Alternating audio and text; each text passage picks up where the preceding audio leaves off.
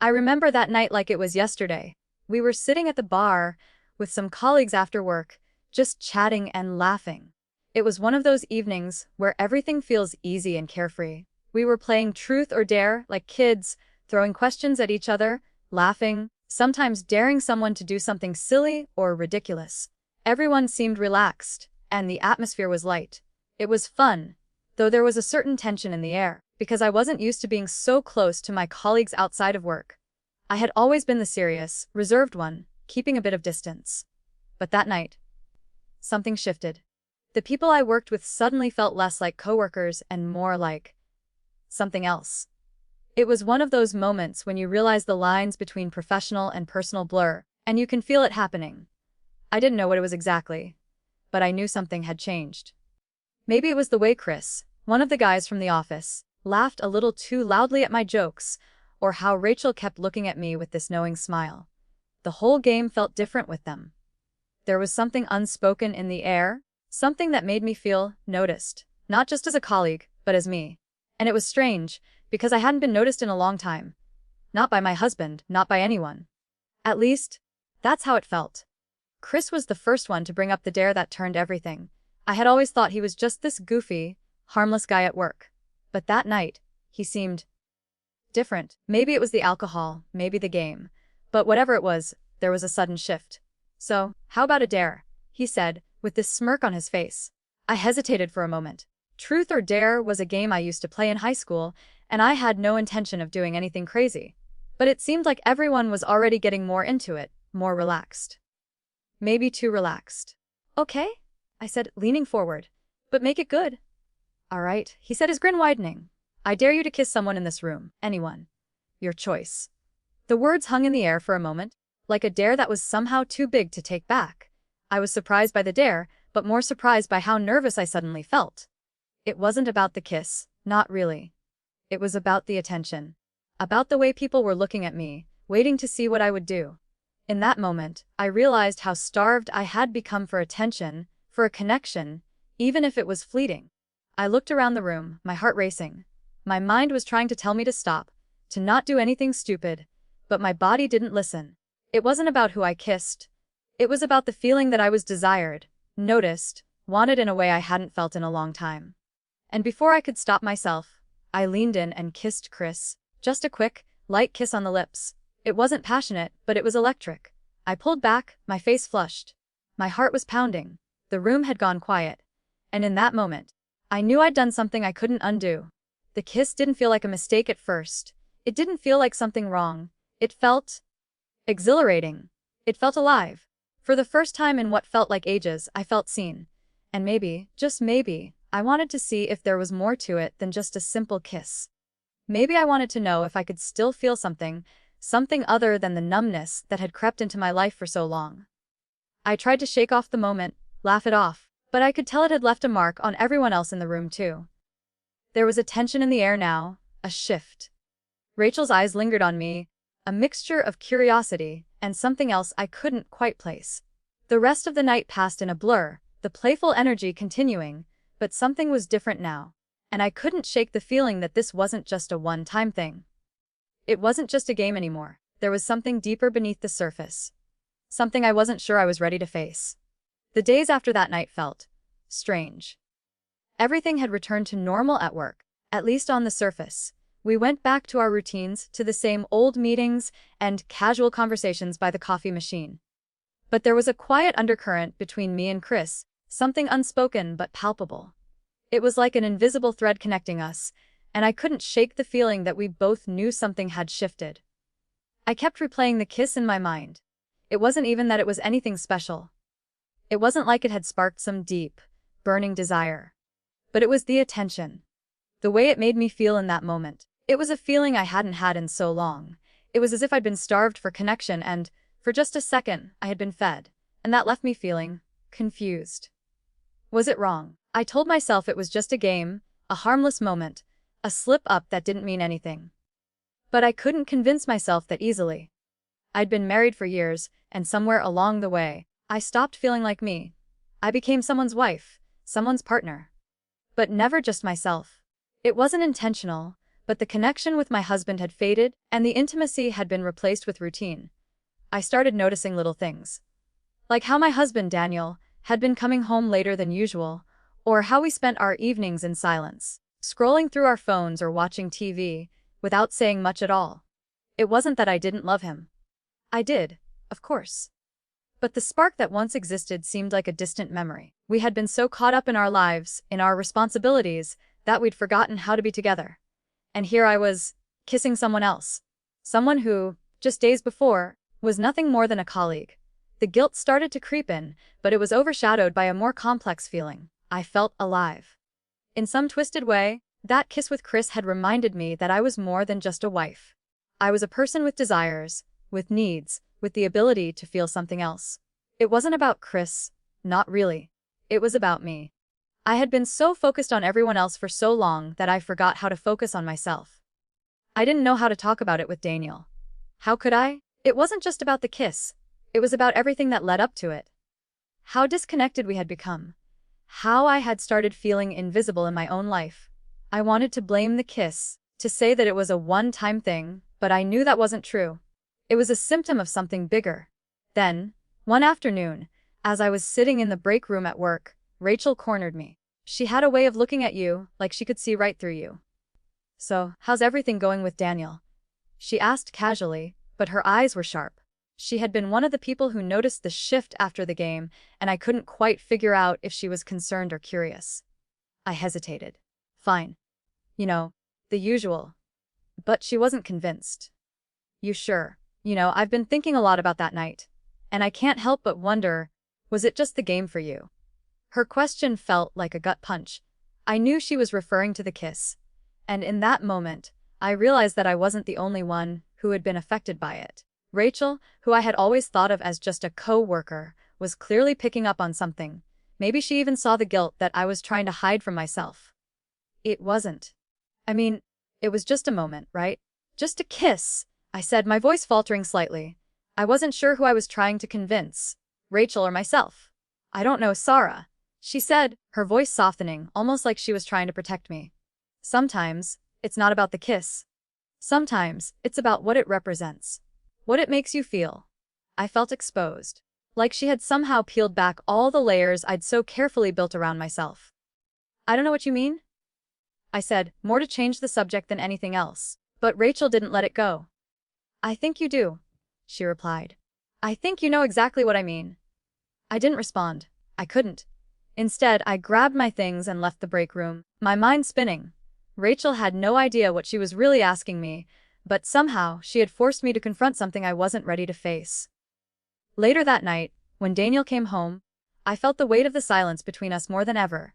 We had always been good at pretending, at keeping up appearances. But I knew the truth now, and I wasn't sure how to hide it anymore. We sat down for dinner, and the conversation was as dull and predictable as it had been for months. I smiled when I was supposed to smile, laughed when I was supposed to laugh. But inside, I felt like a stranger sitting across from him. There was a chasm between us, one that I couldn't bridge with empty words. "Everything okay?" Daniel asked, his voice tinged with concern. I nodded, but the words felt hollow. Was everything okay? How could I say yes? How could I explain to him that I was feeling something for the first time in what felt like forever? Something that wasn't about him. But wasn't entirely about me either. I knew I couldn't go on like this. But I wasn't sure where to turn next. It wasn't just the kiss anymore, it was everything that came after. The unease. The guilt. The questions. The uncertainty of what I had become. It wasn't even about Chris anymore. It was about how I felt when I was with him. It was about what that moment had unlocked in me. A door I didn't know I was keeping shut. The days started to feel heavy. I couldn't escape the weight of it all. At work, I could barely focus. My mind wandered to that night more often than I cared to admit, and I started avoiding Chris. Every time our eyes met, there was this uncomfortable, electric charge. He hadn't said anything since, but we both knew. We both knew what had happened and what it meant, even if we weren't willing to talk about it. At home, the distance between Daniel and me grew wider with each passing day. The silence between us had become a constant companion. We barely spoke unless we had to. I could feel him drifting, as if he too was sensing that something was off. He hadn't asked me outright about the kiss, but I knew the question was looming over both of us, like an unspoken truth that we were too afraid to face. One evening, about a week after the game, Daniel came home later than usual. It wasn't the first time. But tonight, the way he walked through the door, his face tight with exhaustion, told me that something was different. It wasn't the usual tiredness of a long day at work. It was the kind of tiredness that came from emotional strain, from the weight of unspoken feelings. "Sarah," he said, dropping his bag by the door. "Can we talk?" I felt my stomach knot. I knew where this was going. "Sure," I said, trying to keep my voice steady. We sat down at the kitchen table. There was a moment of silence before he spoke again. "I've noticed that something's been off between us." "Between you and me?" he said quietly. "I don't know what happened, but I know it's more than just stress from work. You're distant. And I don't know why.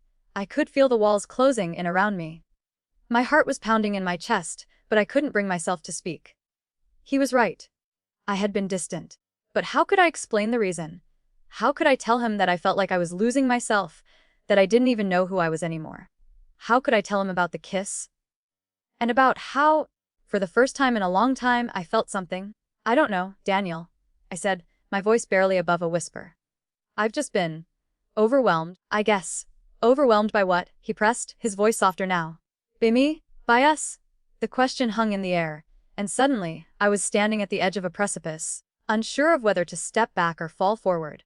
I could lie, keep pretending that everything was fine, that it was just stress, but something inside me told me that this was the moment when I had to confront the truth.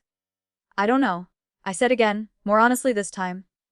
"I just feel lost, Daniel. I don't know how to explain it." He leaned forward, concern deepening in his eyes.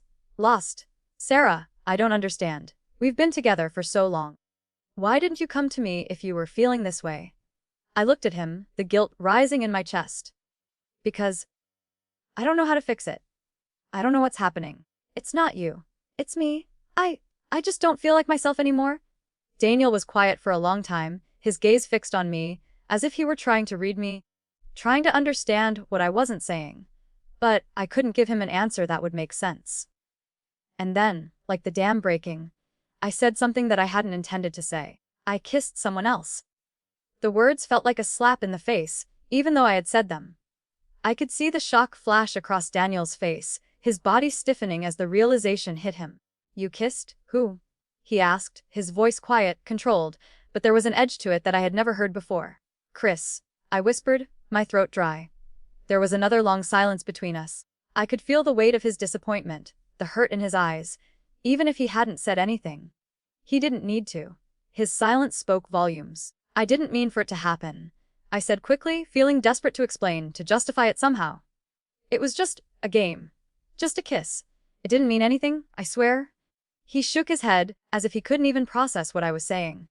"How long has this been going on, Sarah?" His voice broke, just slightly. Is this how you've been feeling for a while?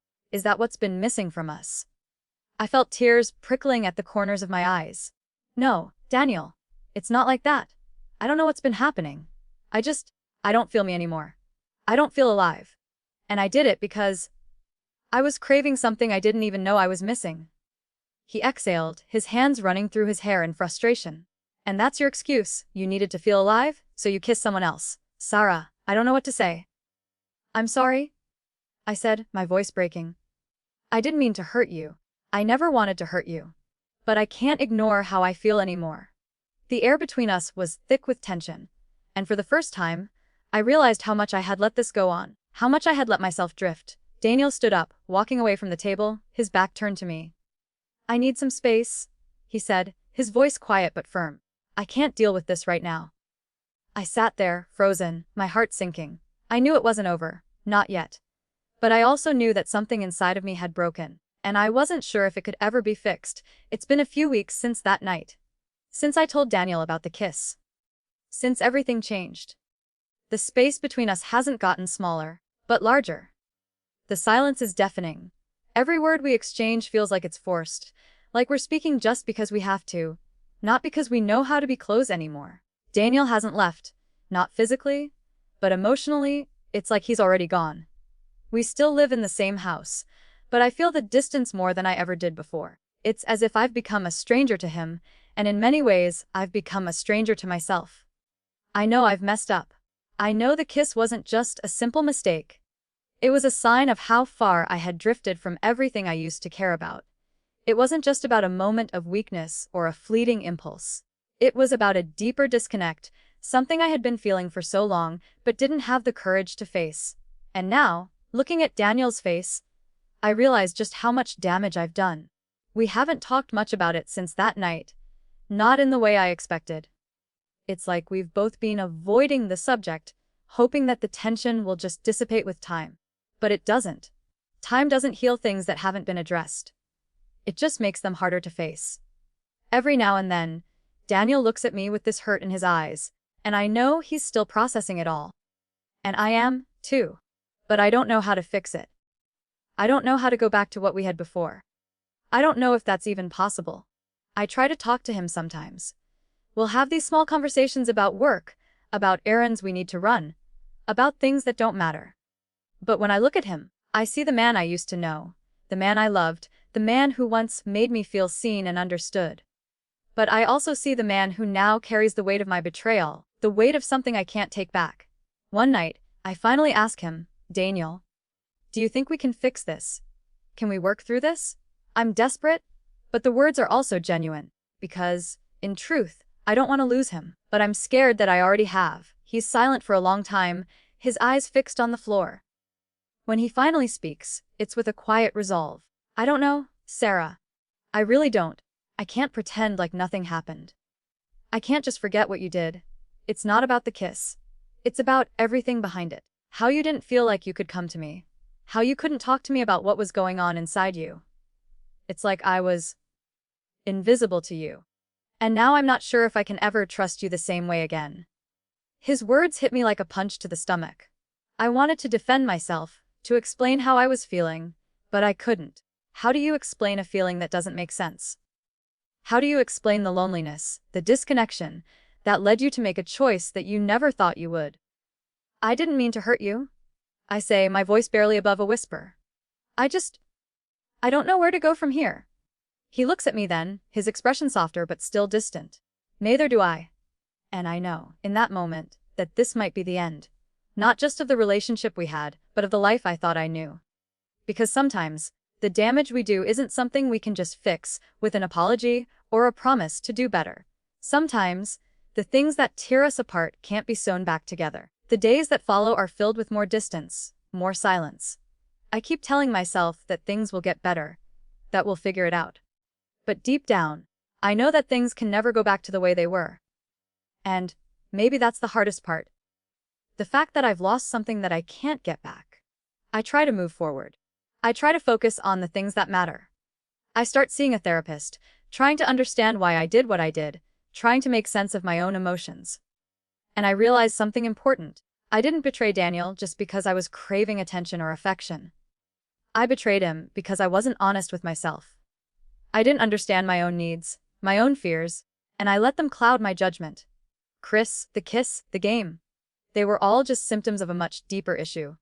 I wasn't just craving attention from others. I was craving connection with myself. And in the end, I was the one who had lost sight of who I was, who I wanted to be. As for Daniel, I don't know where we go from here. He hasn't made any decisions yet. We still live together, but there's no more talk of reconciliation. There's just this long, quiet waiting. I don't know if we'll make it. But I do know this: I've learned something about myself through all of this. I've learned that change is hard, that self-deception can be dangerous, and that it's never too late to try to understand yourself, even if it means facing uncomfortable truths. Maybe, in time, Daniel and I will find our way back to each other. Or maybe we won't. But whatever happens, I'll carry the weight of this mistake with me. And I'll try to grow from it. To become a person who doesn't hide from the things that matter.